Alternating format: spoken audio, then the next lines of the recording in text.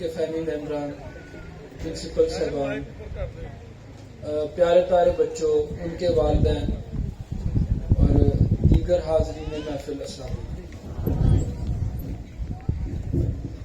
میں آپ کا بہت سارا ٹائم نہیں لوں گا۔ 20 سال پہلے مجھے اس علاقے میں کچھ ٹائم گزارنے کا موقع ملا۔ اس وقت نارووال، ضلع نارووال، جو 2 تحصیلوں پر مشتمل ہے، ایک شکر گڑھ ہے اور ایک نارووال، یہ ضلع سیالکوٹ کا حصہ تھے۔ تو یہاں آنے سے پہلے مجھے یہ امپریشن تھا کہ میرے بزرگوں نے مجھے بتایا کہ اس ملک میں اکبری منڈی ٹائپ کی منڈیاں، گرین مارکیٹ، فروٹ منڈیاں، سبزی منڈیاں، ٹرکوں کے اڈے، جہاں جتنی بار برداری ہے نارووال کے مزدور ہیں، یا وہ کمیونٹی یا پھر سویپر کمیونٹی نارووال کی شناخت۔ شکر گڑھ کے بارے میں یہ پتا چلا کہ اسکول ٹیچر شکر گڑھ سے جاتے ہیں۔ پاکستان کے کسی بھی علاقے میں، چاہے وہ بلوچستان ہے چاہے وہ سندھ ہے، اگر کوئی وہاں کا نان لوکل اسکول ٹیچر ہے تو وہ شکر گڑھ سے ہے۔ نارووال کے بارے میں ایک اور بھی چیز مجھے سننے کو ملی کہ یہاں کا دودھ جو ہے وہ لاہور کے پانی سے سستا ہے۔ یہ سب کیوں ہے؟ کہ ہم نے ہیومن ریسورس پہ خرچہ نہیں کیا،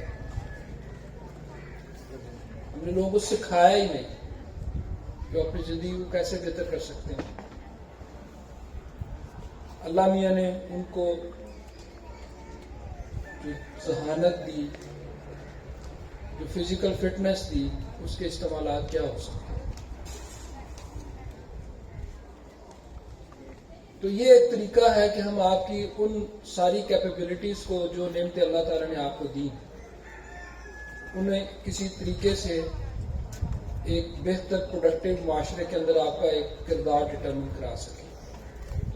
رانا صاحب نے آپ کو اس ادارے کے وہ بنیادی مقاصد بتائے کہ کس طرح یہ وومن امپاورمنٹ کا ایک جو انیشیٹو ہے، جو انہوں نے اس بلڈنگ کی شکل میں لی ہے، یہ جو پودا انہوں نے لگایا ہے، یہ انشاءاللہ بہت بڑا ایک تناؤ آور درخت بنے گا۔ میں یہ بات اس لیے بھی کہہ سکتا ہوں کہ بعض معاملات میں نے ان کا ارادہ، ان کی چیزوں کے بارے میں کلیئرٹی، ڈٹرمنیشن، کہ جو چیز شروع کی بس کر کے چھوڑنی ہے۔ ہم نے پہلے بھی کچھ چیزوں کے بارے میں سوچا اور آج وہ بہت بڑے بڑے تناور درخت بنے ہوئے ہیں۔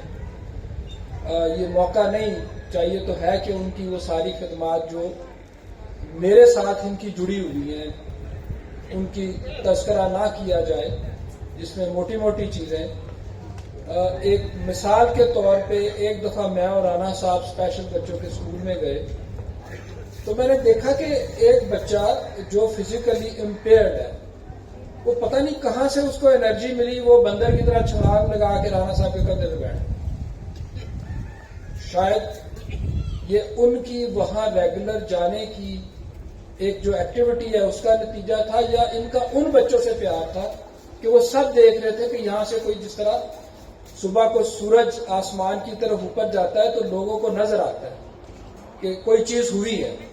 ان کے جانے کی وجہ سے وہاں بچوں میں جو ہلچل، جو گہما گہمی اور جو ان کے چہروں پہ مسکراہٹ، جو خوشی، وہ شاید میں نے اپنی زندگی میں بہت کم دیکھی ہے۔ تو اس طرح کی ڈٹرمنیشن ہے۔ انشاءاللہ یہ قد اور درخت بنے گا ہی بنے گا۔ ابھی تو ایک چھوٹی سی ہمبل سی ایک شروعات ہے، انشاءاللہ یہ بہت گرو کرے گا۔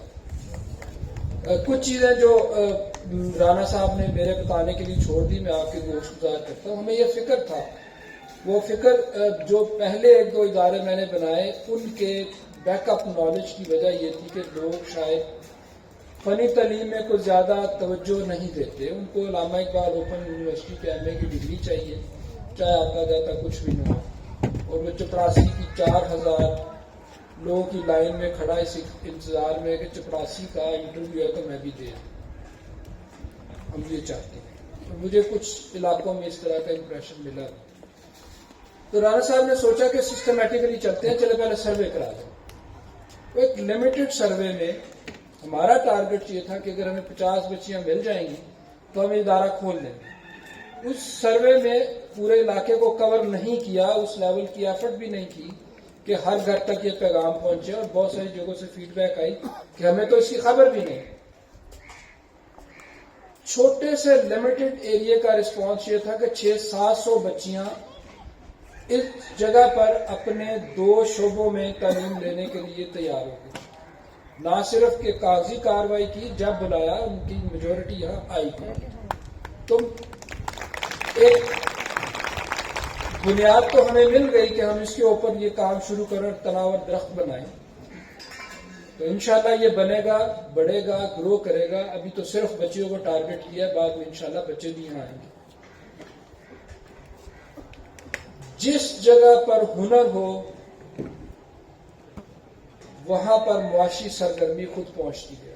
اس کی بہت بڑی مثال یہ ہے کہ پاکستان دنیا میں حوضری گارمنٹس کا ہب تھا. بنگلہ دیش نے اسکل اچیو کی، فیکٹریاں ادھر چلی گئی.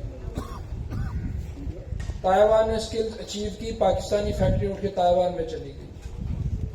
اب وہی رجحان افریقہ کے کچھ ملکوں میں گیا ہے. جب آپ کے یہاں سکلز آئیں گی تو آپ کو ارد گرد ساری فیکٹریاں نظر آئیں گی. آپ کو سمجھ نہیں آئے گی کہ لوگ آپ کو ایڈوانس کمٹمنٹ لے کر آپ سے یہ وعدہ لیں گے کہ جی آپ نے جب ٹریننگ لے لی تو میری فیکٹری میں کام کرنا ہے، کہیں اور نہیں چاہتے. اس بیک گراؤنڈ میں ہم آپ سے کیا چاہتے ہیں؟ رانا صاحب نے بتایا کہ پیسوں کے ایشوز نہیں ہیں، ہم آپ کی فیس کے پیچھے بھی نہیں ہیں. یہ سارے کا سارا معاملہ کمائی کے لیے بھی نہیں ہے. تو پھر کیوں ہے؟ اس میں ہماری کیا ذمہ داری ہے، آپ کی کیا ذمہ داری ہے؟ ہم آپ کو ایسی ٹریننگ جو لوگ 15-20 ہزار روپیہ مہینہ خرچ کر کے کرایہ دے کے دوسرے شہروں میں جا کے حاصل کرتے ہیں، وہ ہم آپ کو گھر کے باہر فری آف کاسٹ دیں گے.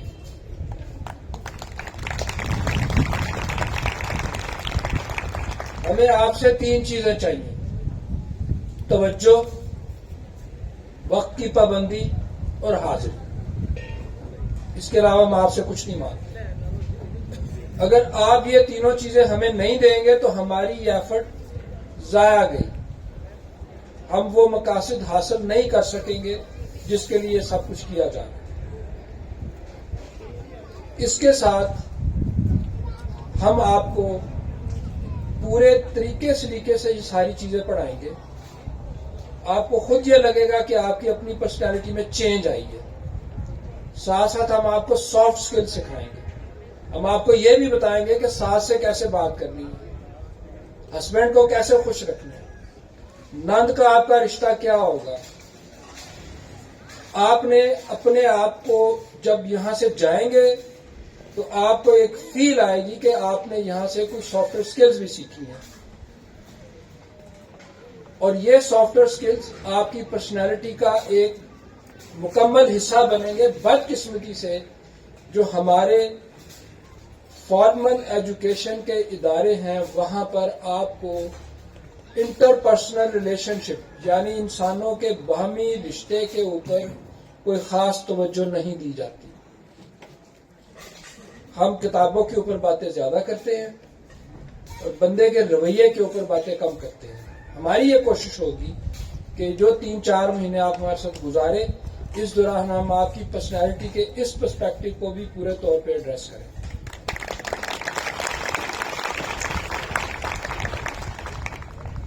آخر میں رانا صاحب کو بھی مبارکباد دیتا ہوں، آپ لوگوں کو بھی مبارکباد دیتا ہوں کہ آپ کے علاقے میں اس طرح کے ادارے کی شروعات ہوئی ہے اور یہ ایک گیم چینجر بنے گا آپ لوگوں کی لائف میں. نہ صرف آپ کا معاشی پروفائل بہتر ہوگا، آپ کے عزت و احترام میں بھی بہتری آئے گی.